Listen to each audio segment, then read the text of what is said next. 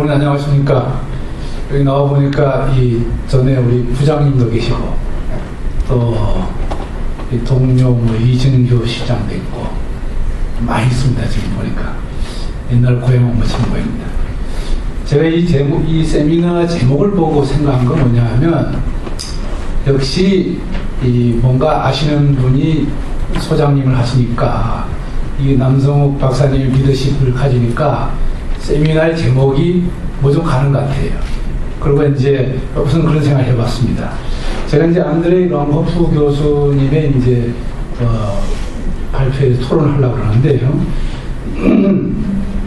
저는 이제 이걸 보고 일반 우리 이 학자나 여러분은 이 안드레이 랑호프 교수가 북한 핵실험 이후 남북한 관계 전망 이걸 하라고 했더니 남북한 관계는 안 하고 북한이 어떻게 될 것인가만 해서 혹시 실망한 사람이 있지 않나 그런 생각을 해봤습니다.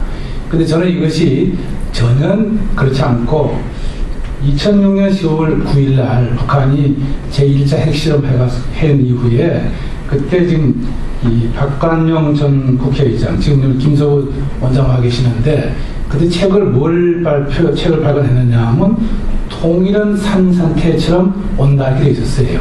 그러니까 그 요지는 뭐냐면 북한 정권은 핵과 함께 붕괴될 것이라는 요지였어요. 그런 측면에서 봤을 때 우리 랑코프 선생이 제시한 이 세 가지 단계가 굉장히 적절하다. 본인은 지금 이게 뭐 지나치게 가설적이다 뭐 이렇게 얘기하는데 지나치게 가설적인 게 아니에요. 저도 뭐 이 분야에 대해서 여러 가지 책을 읽어보고 제가 글도 쓰고 그랬는데 이 과정은 단순한 과정이 아니고 그동안에 공산 국가들이 붕괴되고 체제가 변해오고 하는 과정에 쭉 연결된 그런 여러 학자들의 의견을 어떻게 보면 종합된 것을 볼 수 있어요. 근데 제가 보니까 그리고 이거는 뭐냐면 우리 여기 있는 학자나 선생님들이나 연구소 이런 정부에서 진짜 이걸 더 발전시켜야 그런 유익한 자료로 생각됩니다. 다만 제가 이제 우리 선생님한테, 랑코프 선생한테 지금 몇 가지 이 보완하는 의미에서 설명을 좀 하나 할까 합니다. 지금 이제 그 북한 체제의 전망만 하셨어요. 저는 이걸 이제 북한 체제의 우리가 북한 체제가 어떻게 되고 통일이 언제 오고 그동안 우리를 어떻게 해야 되는지에 대해서 제가 좀 보완 설명을 하겠습니다. 마침 이제 이 제목을 보고 제가 여러 가지 자료를 봤더니 이렇게 되어 있습니다. 2005년도 미국 랜더 연구소는 한 60페이지 되는 책자를 하나 발간했어요. 북한의 역설, 한반도 통일의 상황, 비용, 결과 이런 게 있는데 이건 말씀 사실은 남성욱 박사가 지금 자료를 잘 정리했더라고요. 그래서 옮겼어요. 여기에 의하면 뭐냐 하면 북한이 어떻게 되느냐 하면 결국 결과적으로는 우리한테 흡수 통일된다는 거예요. 세 가지 시나리오가 있는데 그 중에 그냥 간단해서 한반도가 남쪽으로 북한이 흡수 통일된다는 거예요. 그 다음에 이제 작년 11월에 미국가정보위원회에서 2025년에 변화된 세계 이런 책을 썼어요. 그 책에 의하면 이렇게 돼 있어요. 한반도는 2025년 되면 단일 국가는 아니지만은 느슨한 형태의 남북한 연합 형태가 된다고 되어 있어요. 북한이 2025년까지 건재한다는 이야기, 핵을 가지고. 세 번째, 이제 2008년 12월, 다 작년 이야기. 10월 미리갑은 2018년 유엔 미래 보고서. 여기에 의하면 북한은 2025년경, 앞으로 6년 이후가 되면 북한도 인터넷을 통해서 주민들이 세상을 알게 된다는 거예요. 북한 사람들이 굉장히 똑똑해진다는 거죠. 그래서 2020년 되면 북한이 남북한 통일될 확률, 북한이 붕괴돼서 2020년 되면 한국 주도의 통일될 가능성이 90%라는 거예요. 이걸 보면 이 미국 국가정보위원회를 제외하고는 전부 다 북한이 붕괴돼서 한국 주도의 통일이 온다는 거예요. 저는 여기를 조금 더 발전시켜가지고 저는 지금과 같이 북한이 개혁 개방을 거부하고 수령 유일 지배체를 고집할 경우에는 다음 네 가지 근거로 2022년 이전에 붕괴된다는 거예요. 그래서 우리가 주도하는 자유민주 시장경제 체제 입과 통일이 된다 하는 게 제 생각입니다. 그래서 네 가지는 뭐냐 하면 이 하나는 첫 번째는 공산주의 이미 사라지고 세계적 트렌드예요.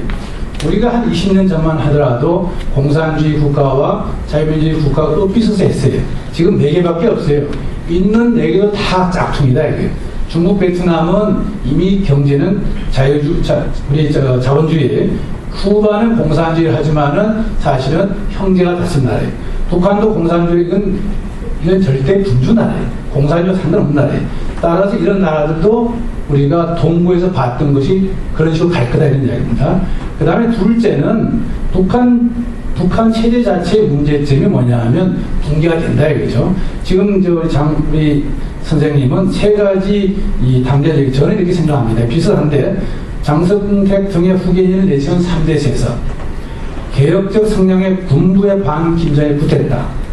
3번째 단계가 뭐냐면 군부의 친김부자 세력과 개혁 세력 간의 대결 또는 경쟁안에 따른 북한 주민의 시위 확대로 내전 상태가 생긴다는 거예요. 그리고 이 3가지 단계가 단계적으로 올 수도 있지만은 단기간에 한꺼번에 올 수도 있어요. 이건 아무도 알 수 없어요.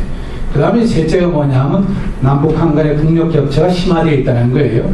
제가 평양 처음 간 게 1972년에 그때 북한이 우리보다 더 잘 살았어요. 지금은 북한이 우리보다 전체적으로 한 50배 정도 못해요. 개인당 소득을 한 18배 정도 못해요. 그래서 이거는 점점 늘어날 겁니다. 그 다음에 넷째는 뭐냐 하면 북한이 계속 핵 미사일을 개발하고 그렇게 되면 국제사회로부터 점점 고립되고 아마 앞으로 더 하게 되면 이번에 안보리 결의 1894호보다 더 강력한 물리적 제재까지 받을 가능성이 있어요. 그럼 망하는 거예요. 그래서 저는 이제 북한이 2022년 전에 망한다 그랬는데 제 이건 뭐냐면 소련이 1917년에 생겨가지고 92년에 망했어요. 74년이거든요. 우리가 북한이 48년에 생겨서 꼭 더하면 이게 2022년이 돼요. 그런데 문제는 세상이 얼마나 빨리 바뀌어요? 속도가 빠르고 깊이가 더 깊어요. 그렇기 때문에 이거는 언제 될지 몰라요. 내일부터 2020년을 챙긴다는 얘기죠. 그러니까 통일은 우리가 무슨 단계적으로 점진적으로 오는 것이 아니고 우리한테 들이닥치는 통일이 되거나 떠안는 통일이 될 가능성이 있습니다. 그러나 문제는 지난 10년처럼 대통령 국회의원이 나서가지고 주한미군 철수, 국가보안법 폐지 이따위 대북 정책을 쓴다 그러면 또 몇십 년 간다 이거예요. 그런 걸 염두에 두고 말씀드리겠습니다. 그런데 제가 지금 이제 질문을 하고자 합니다. 먼저 우리가 우리 이충근 교수님이 한 것도 마찬가지인데 북한이 핵, 미사일 등 대형사상 무기 의 군사적 위협으로서 우리가 할 것은 뭐냐면 국가 안보와 방위태세를 확고히 하는 각종 군사 외교 방안을 강구해야 된다 이거죠. 그 예를 들면 이런 겁니다. 첫 번째 제가 생각하는 데는 우선 우리가 국가정보, 자주적 국가정보력이 없다 이거예요 지금. 우리가 북한이 핵실험하고 미사일 쏜 압니까? 미국이 안 주면 우리가 압니까? 지금 국가정보원이 이걸 먼저 해요.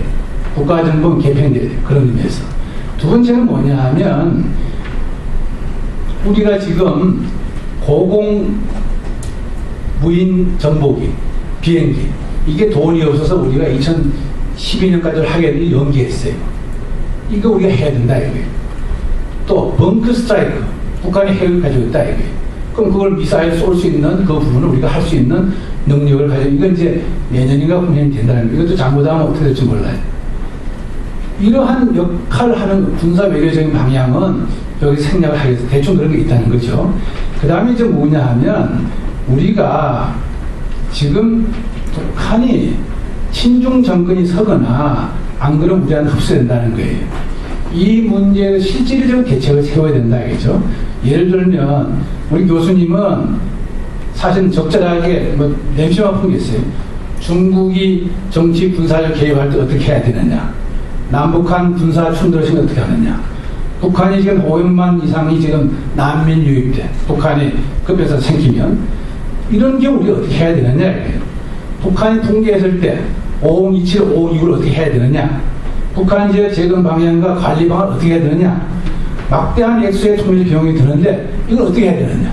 이건 이제 남성 박사에서 계략적으로 제시한 게 있는데 이런 것에 대해서 우리가 어떻게 해야 되느냐 이거예요. 이런 문제에 대해서는 사실은 두 번째 급변 사태에 생겼던 문제는 현안 문제가로 바꾼 정부 부처가 할 수가 없어요. 그러나 정부 부처 산하에 여러 가지 정부 연구소에서 이렇게 조금씩 연구하고 있다 이거예요. 그러니까 제 생각에는 정부에서 누군가 컨트롤 타워를 지정하라 이거예요. 예를 들면 우리